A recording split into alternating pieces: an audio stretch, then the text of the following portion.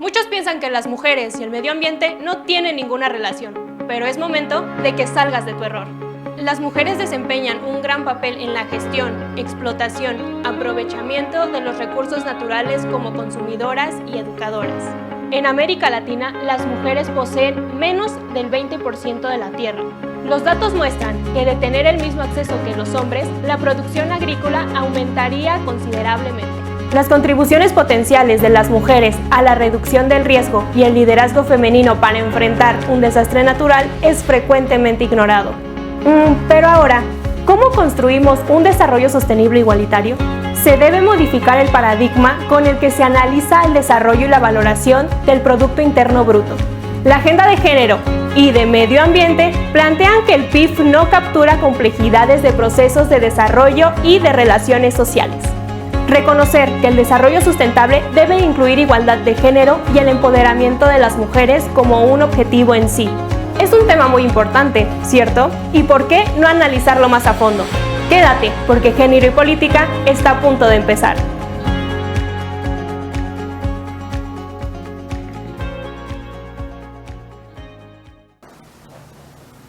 Hola, ¿qué tal? ¿Cómo están? Bienvenidas, bienvenidos a este tercer programa de nuestra séptima serie de Género y Política. Soy Carolina Gilas, es un enorme placer poder acompañarles en esta serie de conversaciones que tenemos acerca de distintos temas fundamentales para nuestra sociedad, para la igualdad de género, para la situación y el rol de las mujeres. Ya hemos cubierto en los dos programas anteriores que espero que ya han visto, y si no, pues les recuerdo que están, por supuesto, a su disposición en nuestro canal de YouTube, también en Facebook. Búsquenos como Género y Política. Hemos hablado ya sobre la feminización de la pobreza, hemos hablado sobre la situación de las mujeres en el mercado laboral, y hoy nos toca hablar de otro tema, también un tema extraordinariamente importante que tiene que ver con el medio ambiente y el género. Acompáñenos, por favor, en este tercer programa. ¿Por qué es importante hablar sobre medio ambiente en clave de género? Quizá podría parecer que nuestras preocupaciones acerca de la crisis climática, acerca de cómo tenemos que cuidar el medio ambiente, pues deberían ser comunes y deberían ser similares para todas y todos, para hombres y mujeres, niñas y niños. Al fin de cuentas se trata del futuro de nuestro planeta, del futuro de las nuevas generaciones que vendrán después de nosotros y de qué clase del mundo los estaremos dejando. Pero cuando miramos este tema, al igual que muchos otros, justo más de cerca, poniéndonos esos lentes violetas, esos lentes de género del que tanto hemos hablado a lo largo de esta serie, pues nos damos cuenta que el medio ambiente también es un tema que está completamente atravesado por el género. ¿En qué sentido? Podemos observar que la manera en que tanto las mujeres como los hombres se relacionan con el medio ambiente, cómo utilizan los recursos naturales, cómo piensan sobre los problemas medioambientales, son diferentes. Y esas diferencias, por supuesto, afectan la manera en la que toman decisiones y afectan también la manera en que las personas viven en su día a día, cómo se desarrollan en su vida cotidiana, en sus comunidades, en sus trabajos y en todos los aspectos o en todos los ámbitos en los que convivimos los seres humanos. Podríamos pensar que todos los roles de género que todavía persisten en nuestras sociedades y que, por ejemplo, hacen que las mujeres sean las principales responsables sobre el hogar, sobre los cuidados, sobre la alimentación, implican que las mujeres utilizan de manera distinta los recursos y están afectadas de manera distinta cuando estos recursos hacen falta. Por ejemplo, imagínense todos ustedes, quizá muchos de ustedes incluso viven este tipo de problemas. ¿Cómo cocinas cuando no hay agua? ¿Cómo limpias tu hogar cuando no tienes acceso al agua potable? ¿Cómo garantizas una alimentación saludable para tus hijas, para tus hijos, para las personas que tienes a tu cargo cuando no tienes acceso, por ejemplo, a las las energías. Entonces, todo eso plantea una serie de problemáticas que son relevantes, que desde hace tiempo han sido también ya reconocidas como relevantes por las instancias internacionales que se dedican al cuidado, que se dedican a la protección de los derechos humanos, en particular los derechos de las mujeres. Por ejemplo, la tercera conferencia de las Naciones Unidas sobre la mujer, que se llevó a cabo hasta 1985, estamos hablando ya hace unas buenas décadas, fue en Nairobi, reconoció que el medio ambiente es un tema que hay que ver, hay que analizar y hay que diagnosticar y decidir sobre él con perspectiva de género, porque justamente afecta a las mujeres y a los varones de manera diferenciada. Podemos pensar, me parece, sobre al menos 7 aspectos distintos por los cuales es tan importante hablar del medio ambiente en clave género. El primer de esos aspectos, y es uno sobre el cual quizá más han escuchado, porque es un tema que nos acompaña ya casi cotidianamente en las noticias, en las discusiones públicas, atraviesa ya las maneras en las que estamos viviendo nuestro día a día y tiene que ver con el cambio climático. Cambio climático que ya hay que también decirlo, está mucho más allá de cualquier discusión, cualquier cuestionamiento, es un hecho corroborado científicamente y que tiene ese impacto que estamos observando, por ejemplo, con las crisis que vivimos del agua, con algunos fenómenos naturales como pueden ser los huracanes, como pueden ser las graves tormentas que afectan nuestros hogares, nuestras ciudades, nuestras comunidades en las que vivimos. ¿Qué pasa entonces con el cambio climático en la clave de género? Lo que estamos observando es que las condiciones sociales desiguales en las que viven las mujeres y los varones justo implican que su capacidad de resistir o su capacidad de reponerse ante las afectaciones generadas por cambio climático son distintos. En ese sentido, lo que observamos que en general los varones son bastante más resilientes, es decir, tienen mayores recursos y capacidades para enfrentarse o para lidiar con los estragos que dejan las consecuencias de los diferentes fenómenos meteorológicos y climáticos extremos que cada vez, insisto, son más frecuentes. Ahí también tenemos que recordar, lo hemos platicado en varias ocasiones, sobre la interseccionalidad, es decir, sobre cómo no solo el género, pero también las otras características que tienen las personas, que tienen que ver con su clase socioeconómica, con el lugar donde viven, con sus capacidades, con tener cuerpos hábiles o no, con su etnia, y un muy largo etcétera, implican diferente grado de resiliencia o de vulnerabilidad ante los diferentes fenómenos climáticos y meteorológicos. Sin embargo, lo que estamos observando es que las políticas que tienen que ver sobre cómo hacer frente a la crisis climática, sobre cómo mitigarla, sobre qué tipo de medidas deberíamos estar tomando como sociedades, como comunidades para enfrentarnos a este reto, son fundamentalmente decididos por los varones, es decir, las mujeres están en gran parte ausentes de esos espacios de toma de decisiones, lo que por supuesto implica que sus necesidades, que sus problemas no están ahí sobre la mesa, no están impactando en la manera en la que se decide sobre el combate, sobre las políticas de hacer frente al cambio climático. Tenemos también el segundo aspecto que tiene que ver con la manera en la que estamos utilizando y manejando los productos químicos y residuos. Ese tema se suele pensar más en clave masculina porque son los varones quienes en nuestras sociedades tienden a trabajar más de manera directa con las sustancias peligrosas. Entonces pareciera ser que son fundamentalmente los varones quienes están afectados por el manejo de los químicos peligrosos. Sin embargo, otra vez, cuando lo miramos más de cerca, cuando lo miramos con esos lentes de género, nos vamos a dar cuenta que hay exposiciones e impactos que son muy importantes hacia las mujeres. Y esto, por ejemplo, tiene que ver con que al ser las mujeres con frecuencia en ese típico trabajo de mujeres expuestas quizá a menores dosis, pero de manera más sostenida, no cuentan con protecciones adecuadas o no se adoptan políticas necesarias para proteger a las mujeres ante este tipo de situaciones, ante este tipo de peligro. Como las mujeres siguen siendo las cuidadoras principales, tampoco se pone mucha atención sobre cómo esa exposición a los químicos, en el caso de las mujeres, puede afectar también a las personas menores de edad quienes están a su cargo. Tenemos ahí también ya muy denunciado por la literatura el aspecto de masculinización de ese problema, de ese mundo de trabajo con los químicos y residuos peligrosos, que implican que incluso la ropa de protección que se produce y que se utiliza para manejarlos, pues está hecha para los varones. Y eso implica que cuando la pretenden utilizar las mujeres, no necesariamente se les ajusta, no necesariamente les garantiza el mismo y el necesario nivel de protección que deberían tener al exponerse a este tipo de químicos. Y ahí también otra vez lo que estamos observando es que quienes deciden sobre estos temas, sobre el uso de productos químicos, sobre el manejo de residuos, suelen ser otra vez los varones, y las mujeres suelen ser muy poco presentes en este tipo de espacio, dejando de lado nuevamente sus necesidades, sus particularidades de las situaciones que ellas viven.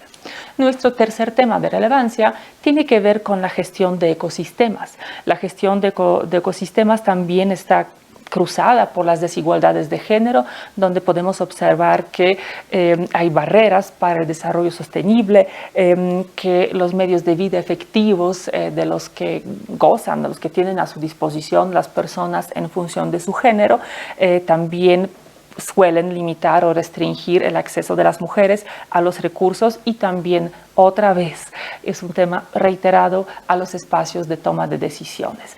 Entonces ahí también tenemos que pensar la gestión de ecosistemas desde la perspectiva de género, pensando en cuáles son las necesidades tanto de conservación y preservación del medio ambiente, como pensar en el bienestar de las comunidades, de los derechos humanos, en particular aquellos de las mujeres y de las niñas. Nuestro cuarto tema sería el agua y saneamiento.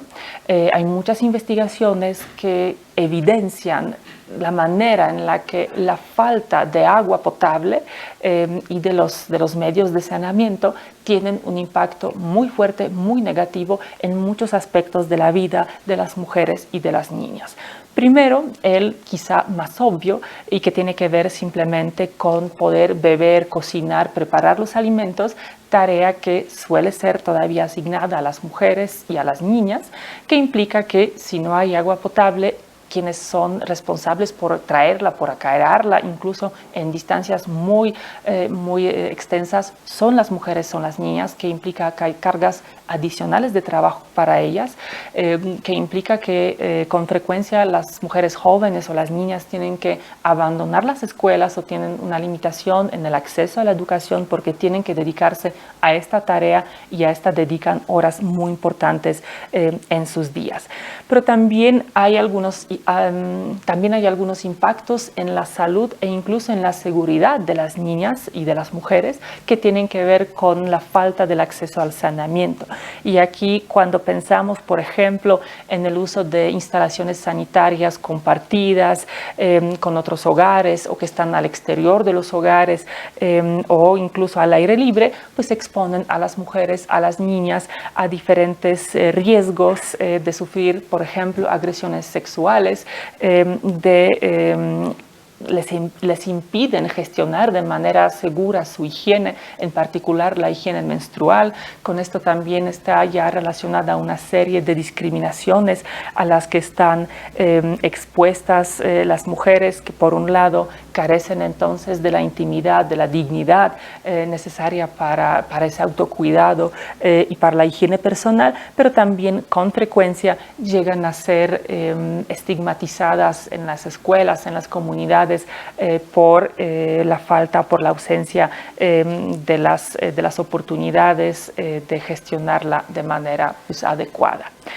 Tenemos también la cuestión de la energía, el acceso a la energía, ese hecho de que cuando uno prende un botoncito entonces hay luz, o si uno prende la estufa tiene gas con el que puede cocinar. Todo ello otra vez afecta en mayor medida a las mujeres, que están dedicadas con frecuencia y en mayor medida que los varones a las tareas de hogar, no solo de cocinar, pero por ejemplo también de la limpieza.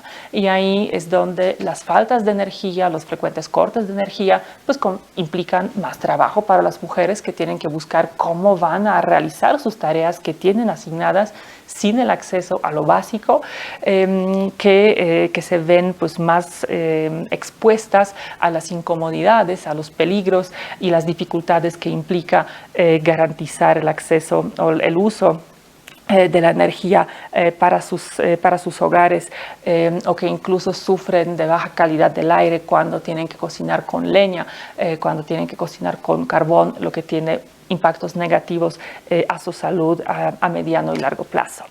Tenemos casi finalmente el tema de la seguridad alimentaria. Ese es otro aspecto que está muy vinculado con los demás procesos, en particular con la crisis, con el cambio climático que estamos experimentando y que está afectando la manera en la que estamos produciendo los alimentos, qué productos estamos produciendo y cómo estamos garantizando el acceso de las personas a los alimentos. Podemos observar ahí otra vez que hay unas enormes desigualdades de género que afectan a las mujeres y a las niñas, quienes otra vez son las responsables principales de proveer la comida a sus familias, a las personas que tienen a su cuidado. Entonces hay una menor productividad, dificultades en el acceso, la alza de los precios, problemas de salud que tienen que ver con una mala alimentación, con falta del acceso a los alimentos saludables, otros problemas y riesgos de salud que tienen que ver, por ejemplo, con el uso muy extendido de insecticidas y plaguicidas y demás químicos, también tienen impactos diferenciados sobre cómo se alimentan y cómo gestionan la alimentación las mujeres y los varones. Ahí otra vez también lo que estamos observando es que las mujeres, a pesar de tener esas tareas tan notables, tan importantes relacionadas con la alimentación, están ausentes en los espacios de toma de decisiones. Y eso nos lleva al séptimo punto, que es justo la ausencia o la baja participación de las mujeres en todo tipo de órganos de gobierno, órganos públicos e incluso con frecuencia internacionales que tienen las facultades centrales en la gestión del clima, en la gestión del medio ambiente, en la toma de decisiones. Y como lo hemos podido ver en nuestras otras pláticas, cuando las mujeres no están en la mesa, sus problemas tampoco están en la mesa. Cuando las mujeres no están ahí para hablar, para levantar la voz, para identificar qué es lo que necesitan o poder señalar de qué manera estos distintos problemas las afectan a ellas en particular, a ellas, a las mujeres, a las niñas, a las personas menores de edad, estas decisiones, pues por supuesto, se toman desde otras perspectivas, se toman desde las perspectivas masculinas, se toman desde las perspectivas de grandes empresas y pues las consecuencias las estamos viviendo, las estamos padeciendo finalmente todas y todas. Ahí hay todavía una paradoja que creo que es muy importante porque las investigaciones evidencian, tanto a nivel nacional como a nivel internacional, que son precisamente las mujeres las que tienen una mayor conciencia ecológica, que tienen una mayor preocupación por el medio ambiente y quienes son más propensas que los varones a guiar sus decisiones, por ejemplo, de qué van a comprar, de dónde van a comprar, de cómo van a comprar, de qué van a comer, etcétera, por las razones vinculadas con el cuidado del medio ambiente. Entonces, pareciera ser que esa exclusión de las mujeres de los espacios de toma de decisiones, pues no solamente afecta a las propias mujeres y su capacidad de proteger sus intereses, pero finalmente nos afecta a todas y a todos porque ese segmento de nuestra población más comprometido con el cuidado del medio ambiente simplemente no está ahí. Pues de todo eso vamos a estar hablando hoy. Síguenos en este programa, acompáñenos en redes, vamos al breve corte y regresamos con nuestra experta invitada.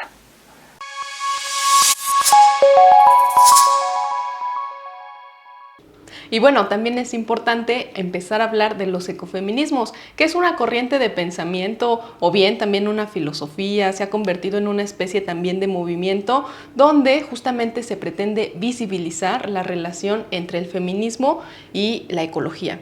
Es decir, este movimiento que se llama ecofeminismo, pues lo que busca es poner el dedo en el renglón y visibilizar que las mujeres somos las más afectadas con el cambio climático. Ya la ONU señala que el 80% de los refugiados climáticos, ahí se me trabó la lengua. Ya la ONU. Vamos con ya la ONU.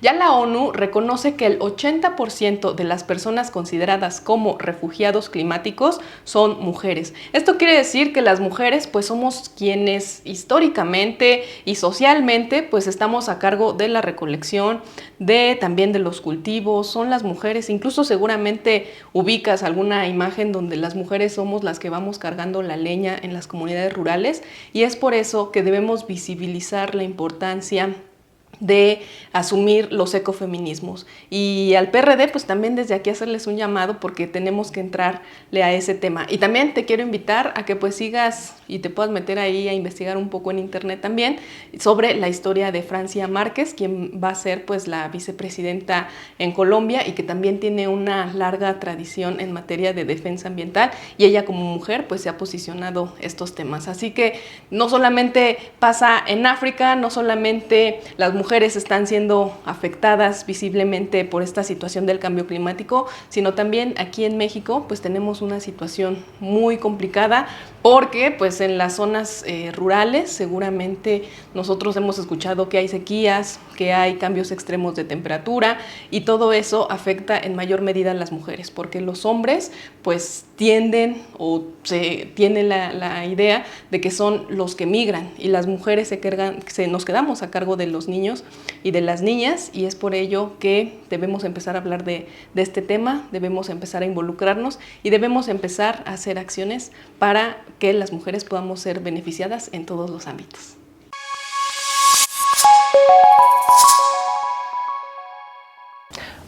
Hola, ¿qué tal? Estamos de regreso en nuestro programa sobre género y medio ambiente.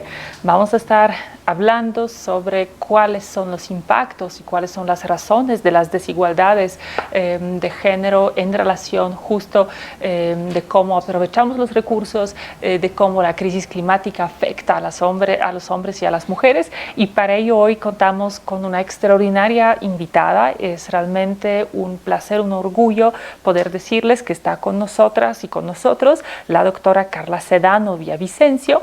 Ella es doctora en Ingeniería y Ciencias Aplicadas, es secretaria de Gestión Tecnológica y Vinculación en el Instituto de Energías Renovables de la UNAM.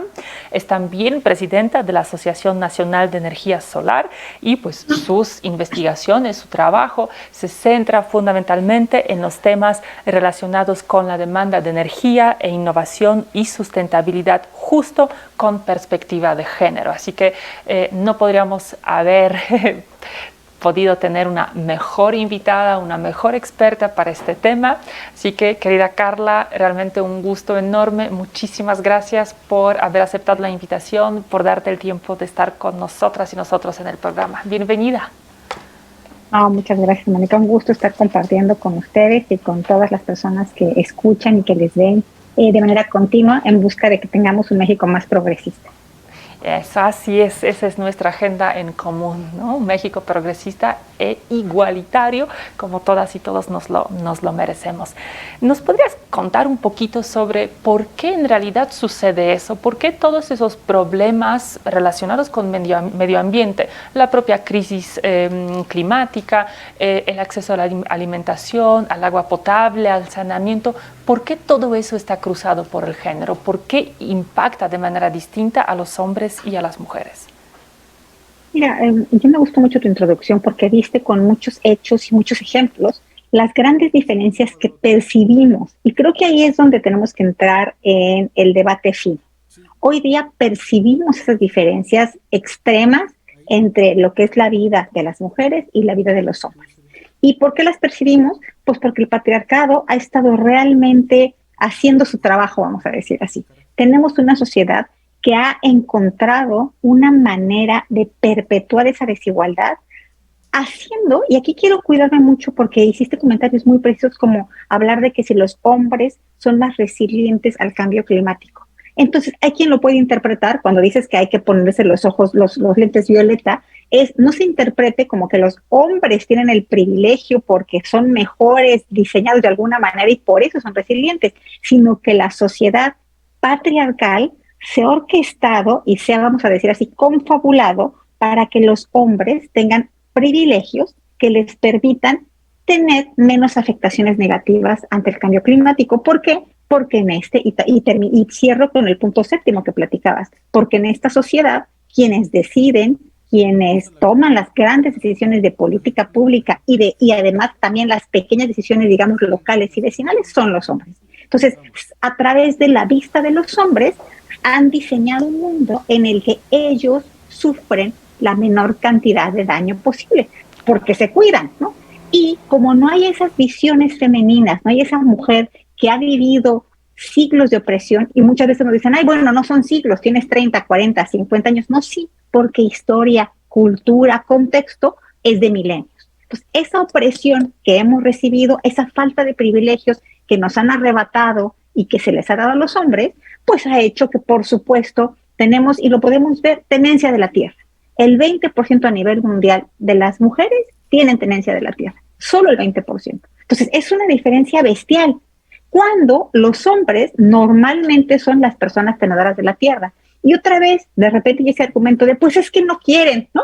Las mujeres no quieren tener tenencia de la tierra. Solo hay 26 países, sin embargo, no recuerdo, en los que se nos permite a las mujeres tener tenencia de la tierra, en un mundo en el que hay más de 200 países y territorios. Entonces, claramente, no es que querramos, es que no están las estructuras diseñadas para que, aunque las mujeres, el empoderamiento y todo este tema del que hablamos muy seguido, pero tiene que ser práctico, tiene que suceder, tiene que haber los espacios en toma de decisiones, los espacios económicos y en conocimiento. Hablemos de analfabetismo también.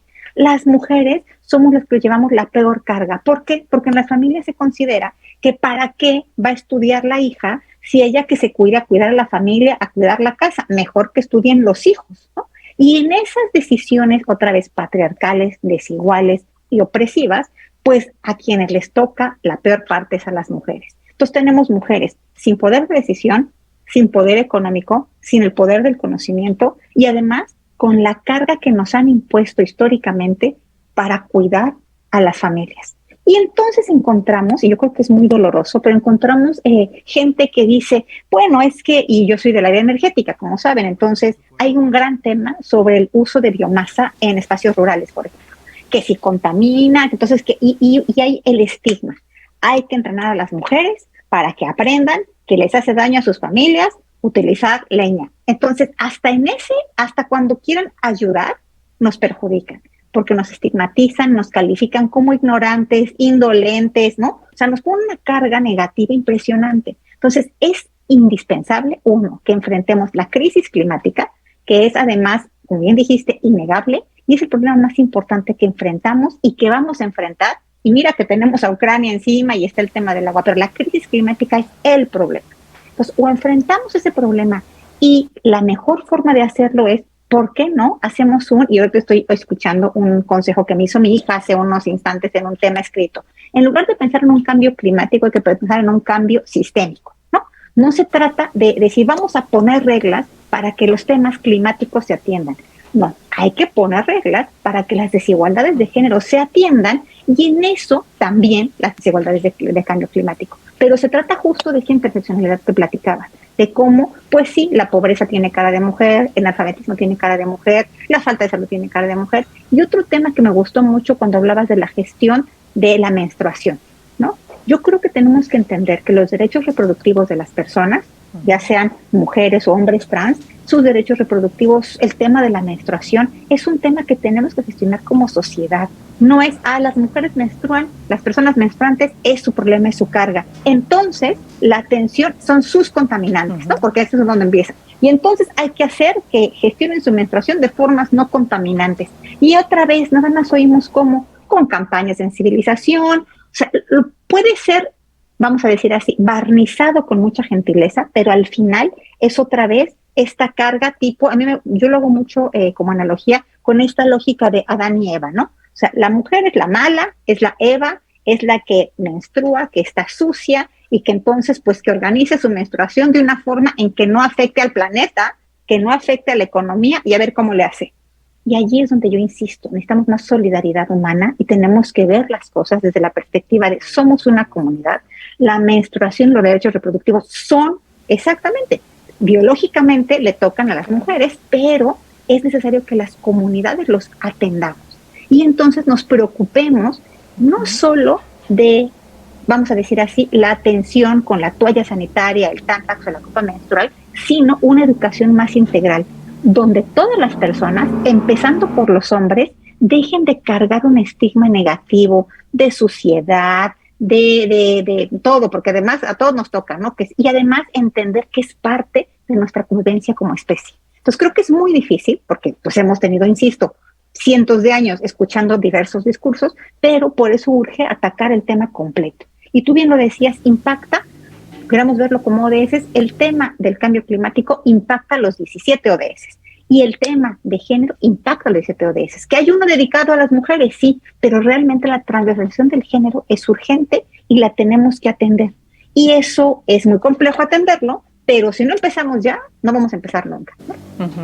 Completamente de acuerdo contigo, Carla, y además me encanta cómo hablas de, bueno, no me encanta que suceda, pero me parece muy atinada la expresión que utilizas, decir que es la sociedad patriarcal la que se ha confabulado para reproducir, mantener estas relaciones generizadas y para que pues las mujeres sigamos llevándonos la peor parte de todo, la peor parte de la crisis climática, la peor parte de la pandemia, la peor parte de la crisis económica y pues seguramente todos ustedes también, especialmente todas ustedes lo están viviendo en sus casas, en sus familias, cuando han tenido en los últimos años que lidiar con esas dificultades y ahora lidiar con la situación económica en la que estamos.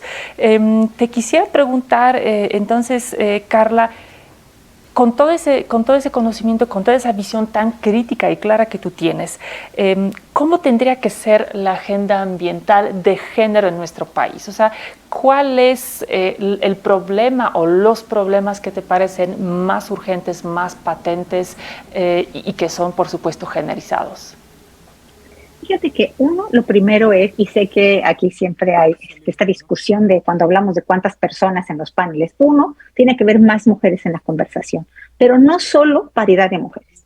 Y aquí no se trata de un tema revanchista, sino todos los escritos, todo lo que hemos escuchado, tenemos cientos de años escuchando la visión masculina. Necesitamos con urgencia emparejar las visiones. Insisto, no es revancha, es necesidad de información contextualizada. Entonces creo que el primer tema es urge más mujeres y muchas más que el 50%. O sea, aquí, y quiero ser muy clara, para empezar a tocar los temas con una agenda incluyente, tenemos que reconocer que género es más que hombre y mujer, o femenino masculino, tenemos que ampliar la conversación, pero con ese mismo reconocimiento urge el que ya sentemos a analizar el problema y a encontrar vías de solución a más mujeres en las mesas.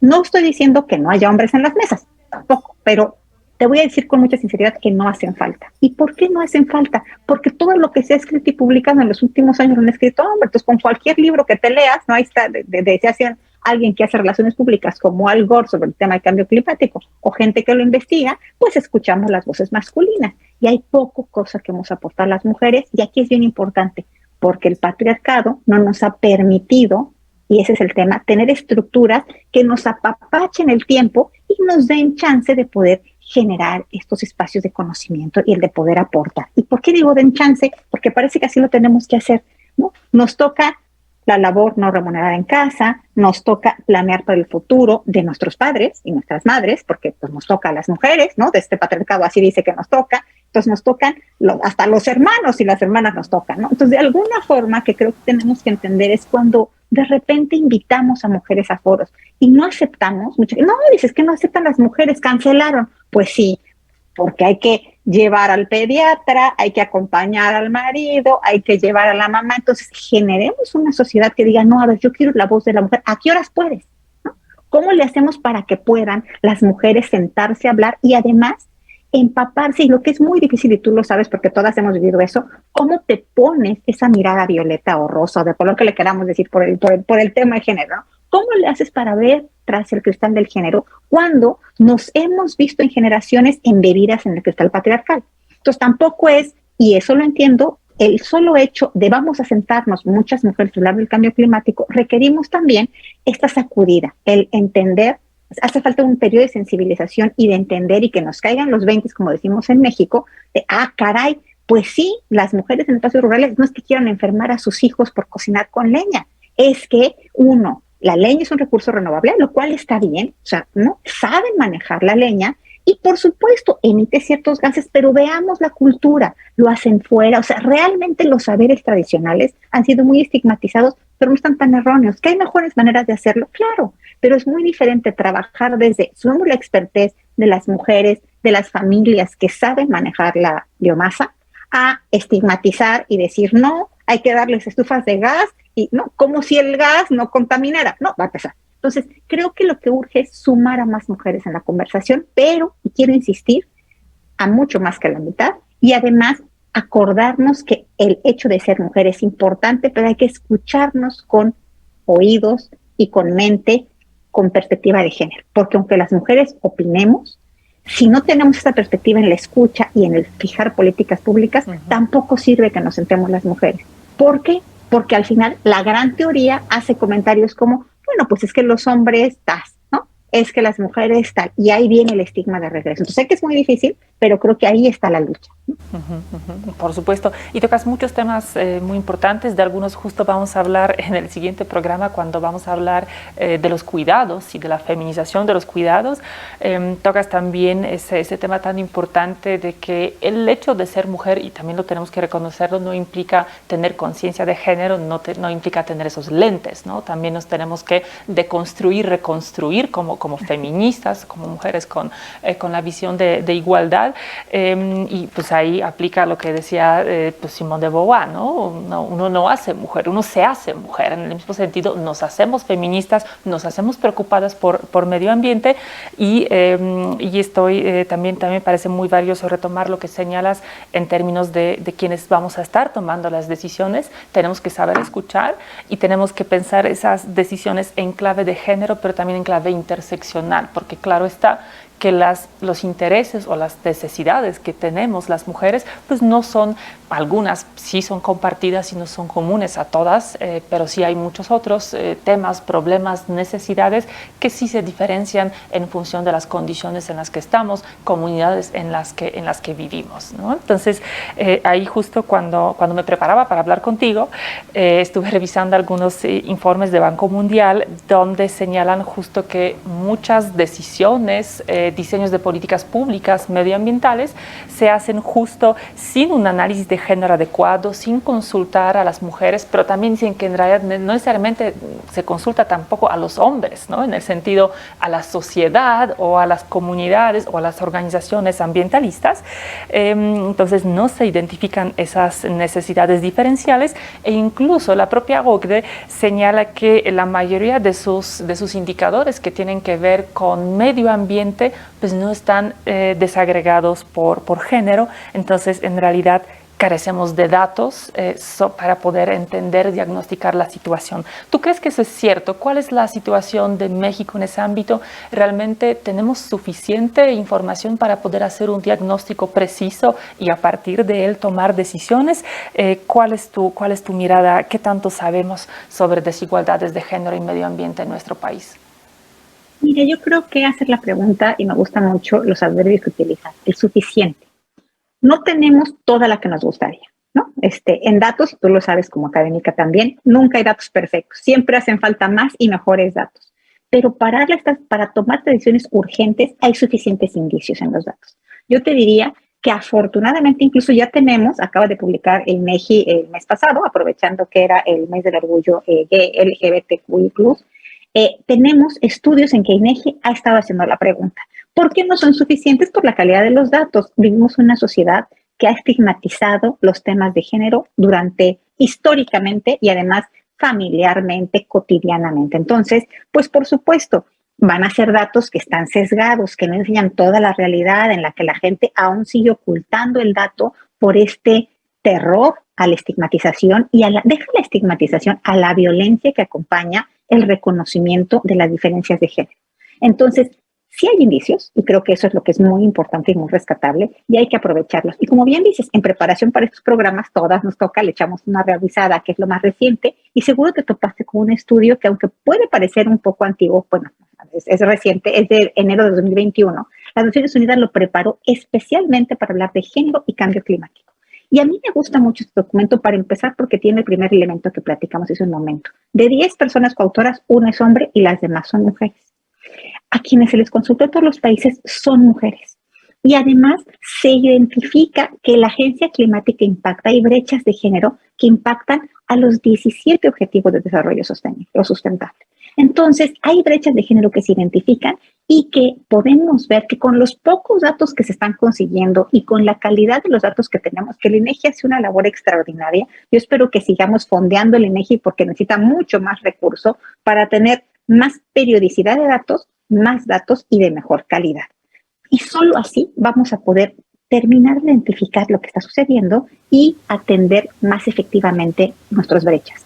Pero, y por eso insistí, pero con lo que tenemos es más que suficiente. No hay pretexto de nos faltan datos, no lo hay. El dato está, es claro y es urgente empezar a mitigar. Y creo que ahí es donde podemos ver que una política bien diseñada, programas inteligentemente estructurados, pueden ser atajo. Tú hay forma de, en esas poblaciones de alta vulnerabilidad, pues atender con una agenda que te permita transitar no nada más a lo que conocemos como alfabetismo, sino que sería la literacidad. ¿Cómo hacemos que las personas accionemos el conocimiento? Y me parece que hay que centrarnos ahí. Mi percepción, y siendo académica muy crítica de mi propia comunidad, como también eres tú, es hemos dedicado mucho tiempo a los esfuerzos tipo divulgación, ¿no? A generar conocimiento en la nube y de manera condescendiente decir, a ver, te lo voy a divulgar. Entonces déjame, te lo explico como para alguien de 3 años. Y ahí no basta. No hace falta explicárselo como 3 años. Mejor accionemos. Mejor encontremos programas que le permitan a la gente hacerse de ese conocimiento y transformar su futuro, decidir mejor. ¿Es más difícil? Sí. No digo que sea fácil, pero ahí sí vale la pena, aún así, generar más tiempo, hacer redes multidisciplinarias. Urge que nos sentemos ingenieras, que nos sentemos expertas en género, que nos sentemos sociólogas, antropólogas, psicólogas sociales, y también urge que nos sentemos con estas mujeres sapientísimas de las propias comunidades que han visto pasar el progreso, entre comillas, y que lo han visto ahora sí, que entrar, salir y dejar peor a sus comunidades. Porque lo estamos viendo, y no hay que quitar el dedo del renglón, el tema de nuestra inseguridad debida a la vocación o a la transformación vocacional hacia asuntos de crimen organizado nos está transformando como sociedad. Y eso está impactando en la agenda climática. Lo vimos apenas con la crisis del limón y del aguacate. O sea, ahora hasta en cosas tan directas afecta, no solo en nuestra perspectiva como sociedad, sino ya nos está afectando en temas íntimamente relacionados con nuestro futuro climático o incluso con nuestro presente climático, ¿no? Claro, parece fundamental lo que nos estás compartiendo, Carla, y pues vamos justo a empezar a hablar sobre qué hacer ya en específico. Entonces, qué políticas, qué agendas, cómo podríamos incidir para pues revertir todas esas múltiples crisis que estamos viviendo. A eso nos vamos a abocar ahora, pero antes de ello vamos con Gaby, vamos a su sección favorita, a nuestro laboratorio de empoderamiento. Así que síguenos, recuerden, estamos en YouTube, estamos en Facebook y en todas las redes. Vamos contigo, Gaby.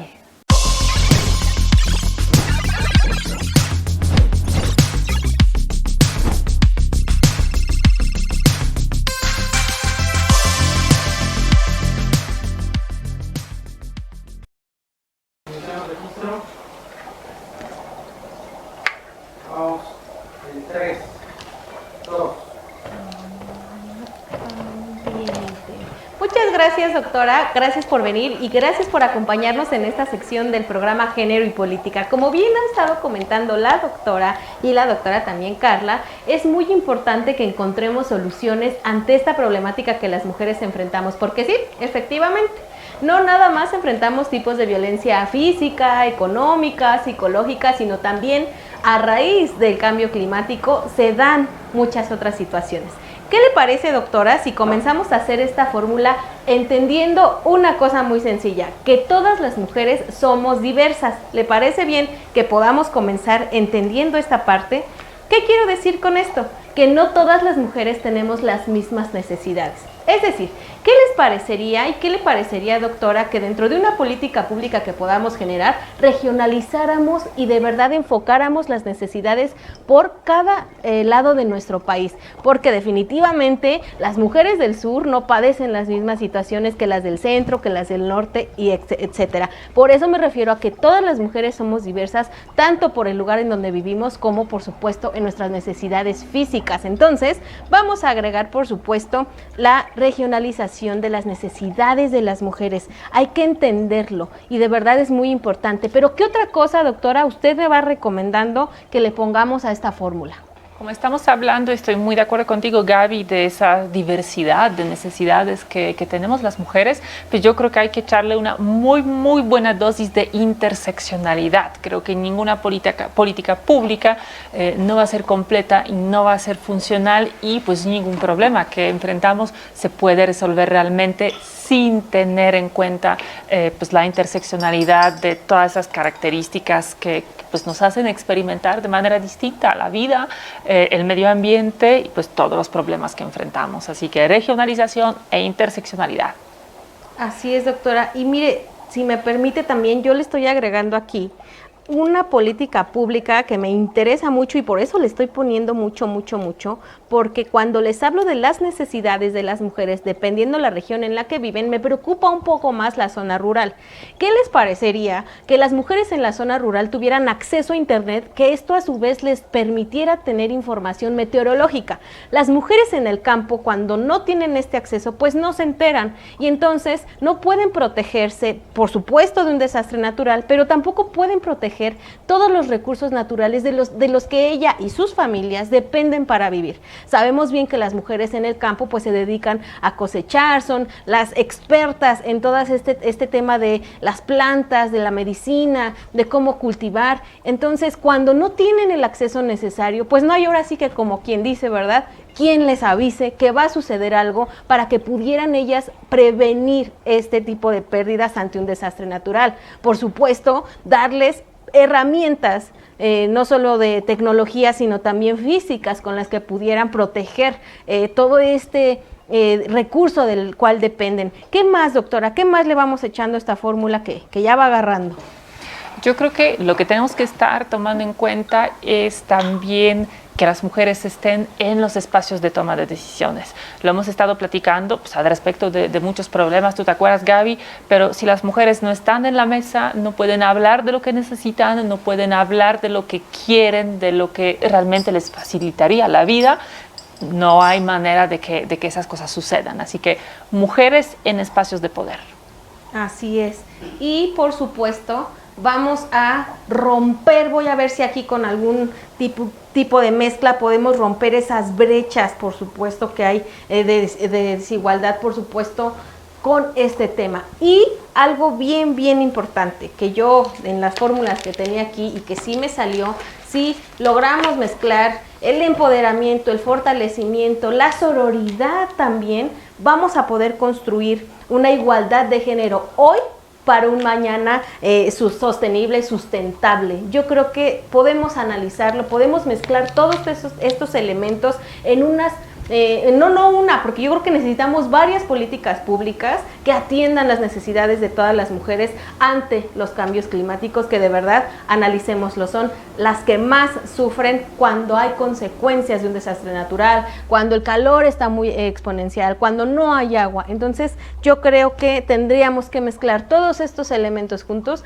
para generar políticas públicas que nos ayuden y que de verdad permitan que las mujeres tengan mayor acceso a todo tipo de elementos y construir de verdad una igualdad de género sostenible. Bueno, doctora, pues yo me regreso con usted allá hasta el estudio y aquí yo le dejo con esta fórmula de hoy. Muchísimas gracias, Gaby. Retomamos esa fórmula y aquí vamos a seguir hablando con la doctora Carla Sedano sobre qué hacer para que todos esos deseos que tenemos de un medio ambiente sano para todas y todos y de una sociedad igualitaria se hagan realidad.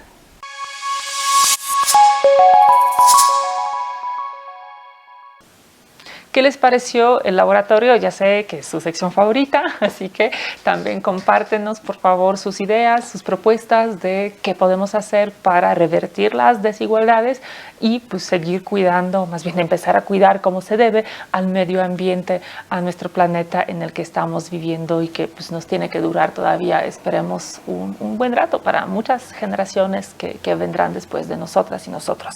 Nosotras aquí con la doctora Carla Sedano vamos a seguir platicando justo sobre qué podemos hacer, cuáles son las propuestas, las medidas, qué es lo que sería lo idóneo para avanzar. Hasta el momento, Carla nos ha estado comentando que necesitamos más mujeres en espacios de decisión. Necesitamos que haya no solo 50%, sino incluso mucho más mujeres en todos esos espacios donde se habla sobre pues, las cuestiones climáticas, las cuestiones de medio ambiente y pues, las necesidades de atender y sobre cómo atenderlas. También nos ha dicho que necesitamos esa escucha, necesitamos escuchar a las mujeres, a todas las personas afectadas por estos procesos tan importantes, tan complejos, y que pues, necesitamos una mirada de género, una mirada interseccional para poder pues, identificar de mejor manera tanto las problemáticas específicas como las rutas de resolución que podríamos encontrar para ellas. Y finalmente también nos ha comentado ya que lo ideal sería estar pues no solo hablando de la importancia de cuidar medio ambiente, sino más bien buscando mecanismos mucho más ya prácticos, cercanos, que permitirían pues accionar a las comunidades, a las personas para que se involucren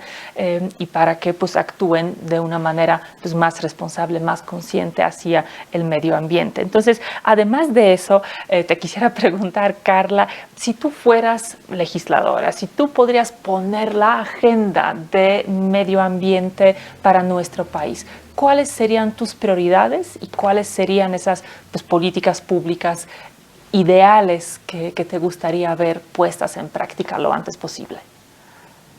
Mira, primero, muchas gracias. Una preguntaza, además que pues yo soy académica al final, no política pública, no hago política pública, pero soñar no cuesta nada. Creo que lo primero es reconocer que mujeres es una complejidad, es una diversidad riquísima. Entonces, evitar ese error que ha sucedido durante siglos. Mujeres es diverso y hay distintas necesidades, distintas prioridades y por supuesto que atravesamos distintos momentos todas las mujeres. Hace un momento hablé de la menstruación, también nos parece una distinta necesidad y también va muy ligada a cómo las mujeres que estamos ya perdiendo nuestros derechos reproductivos, tenemos otra actividad y tenemos mucho que ofrecer en distintas maneras. ¿Cómo hacer que las personas no se nos juzgue por la etapa reproductiva en la que estamos? Creo que ese sería el primer tema. Incluso me dan ganas de decirte que yo prohibiría vestir de rosa a las niñas y de azul a los niños cuando nacen, casi, casi. Sé que es un absurdo, pero es una metáfora, más bien más que metáfora, es llevar al extremo el tema que es muy sórdido, como lo voy a decir, pero es lo que estamos haciendo. Desde que nuestros bebés nacen, lo que estamos haciendo al diferenciar la vestimenta es exponer los genitales de nuestros hijos al mundo. Entonces, yo creo que cuando lo decimos así de espantoso, dice uno, no estoy haciendo eso. Sí, estás haciendo eso, porque lo único que significa es, a ver, esta persona tiene vulva, esta persona tiene pene. ¿Y por qué no? ¿No? Y así quiero que de aquí se conforme la manera en la que la sociedad la trata, la ve y le da oportunidades en la vida. Y creo que eso es lo primero que hay que hacer. Ya que atendamos eso, ¿no? Que yo creo que además lo bueno es que se puede hacer en paralelo y por eso ahí quisiera ir, el tema de los datos. Necesitamos insistir en que haya datos de calidad. Y esos datos de calidad, ¿cómo se tienen que diseñar? La famosísima quíntuple hélice que a la gente le encanta decir. El gobierno tiene que interactuar, tiene que hablar, nos deja tú el INEGI, tienen que hablar las personas que tocan el tema del cambio climático con agricultura, con educación. Tenemos que trabajar multidisciplina y multisector en el gobierno. En el sector social, las asociaciones que tratan el tema de género, el tema de energía, el tema de contaminación, el tema de agua, tenemos que encontrar diálogos juntos porque además es un tema de eficiencia. Necesitamos políticas públicas, necesitamos medidas presupuestarias que puedan hacer atajos porque no hay suficiente recurso para atender todos los problemas que tenemos. Hace falta este diálogo intersectorial, multidisciplinario y yo te diría, multilenguaje. ¿Ya que voy? Recordemos que si las mujeres la pasan mal, las mujeres con discapacidad, lo dije hace rato con la interseccionalidad, pues la pasan peor. Y si te vas a ese, y las mujeres de comunidades indígenas, entonces ese reconocimiento de la interseccionalidad creo que es fundamental. Y un cuarto punto, y creo que con eso me gustaría cerrar, porque pues ideas hay un millón, es tenemos que encontrar la manera de que las personas que tenemos privilegios asumamos ese privilegio con el que nos ponemos aquí. Yo no tengo asociado el privilegio de haber nacido hombre, porque a los hombres tienen todo un conjunto de privilegios que les llegan, pero sí tengo el de que pues tengo una educación superior, ¿no? Y eso pues es un privilegio que tengo que asumir, pero tengo que entender que ese privilegio no debe costarle a las demás personas.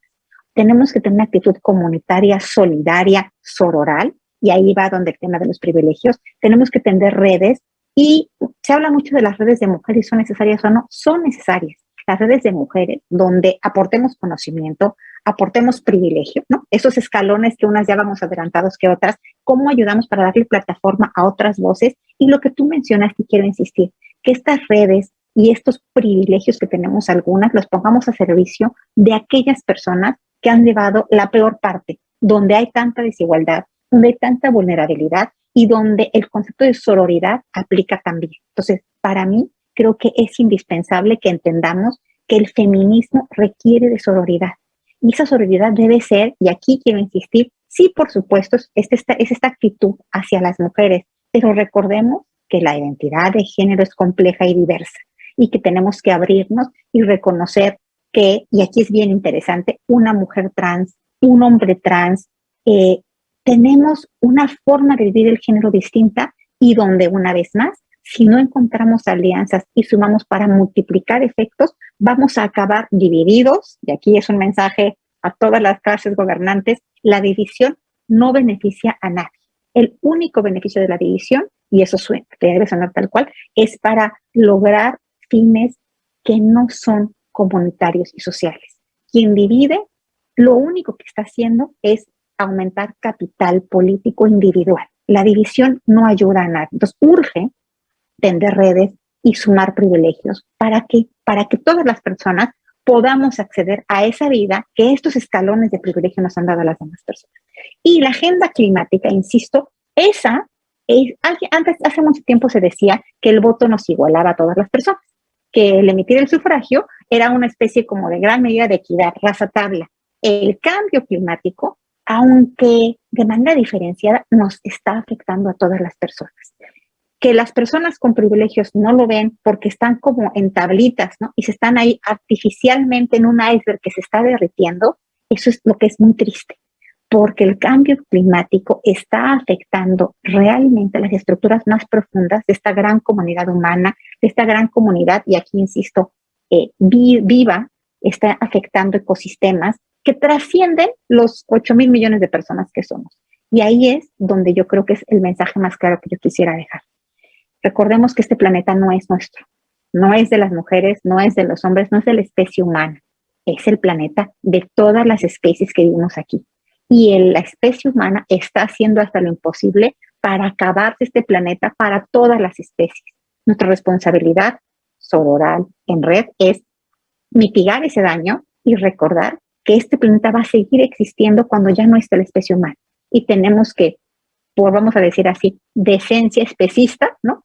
Dejarlo en el menos mal estado posible para que las demás especies que nos van a sobrevivir, que nos van a sobrevivir muchísimas, puedan tener planeta para muchos años. Entonces dejemos estas visiones homocentristas, antrocentristas, egocentristas, y entendamos que este planeta es lo único que tenemos. No tiene sentido viajar a ningún planeta porque en las generaciones que nos quedan no hay manera, y que tenemos que invertir en energía renovable, buscar un mundo sustentable, pero ante todo, tú lo dijiste al inicio, tener un mundo incluyente, ¿no? Porque la transición tendrá que ser incluyente o no será.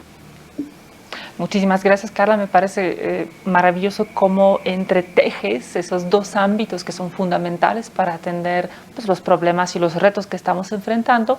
Por un lado, en la dimensión individual, en términos de tener conciencia de dónde estamos, de las condiciones en las que vivimos, de los privilegios que experimentamos y cómo pues, se requiere de todas y de todos nosotros justo una conciencia, un cambio de la manera de ver el mundo, nuestro planeta, nuestras relaciones, de preocuparnos por lo que podemos hacer cada una y cada uno de nosotros, ¿no? En términos de cómo generar una sociedad más igualitaria, cómo cuidar medio ambiente, cómo ser más solidarias y solidarios, y también creo que ahí es central sobre pues, cómo votamos, ¿no? Porque finalmente cuando votamos estamos eligiendo a las personas que van a tomar decisiones en un sinfín de temas que afectan a nuestra sociedad, y entre estos temas está, por supuesto, la política ambiental. Entonces, nuestro voto en ese sentido, pues también, además de ser un voto, pues creo que las dos consideramos feminista, también ojalá sea cada vez un voto a favor de quienes están realmente preocupadas y preocupados por cuidar el medio ambiente. Y también pones mucha atención en ese otro aspecto, ¿no? Es el aspecto de decisiones políticas, de la responsabilidad justo del Estado que tiene en cómo diseña las políticas, en cómo guía la actividad en cómo guía la actividad agricultora, industrial, empresarial, incluso pues, nuestra vida cotidiana en términos de relación con el medio ambiente, en cómo pues, ante la escasez de los recursos, en particular presupuestales, que sabemos nunca alcanzan para todas y para todo y para todas las necesidades, pero cómo tienen que estar priorizando entonces lo más importante, lo más urgente, y yo creo que ahí es donde vemos pues vemos una muy impactante, no sé, ceguera, ignorancia o dejadez. O sea, cuando escuchamos en lo que pasa en Monterrey con la crisis del agua en estos días, pues de lo que sabemos que pasa desde hace pues, cuántas décadas en la Ciudad de México en cuanto a la crisis del agua, que estamos cada temporada de lluvias rezándole otra vez a Tlaloc para que nos llene, ¿no? El Cutzamala en nuestras presas y no nos deje sin agua, pero sabemos que esto es,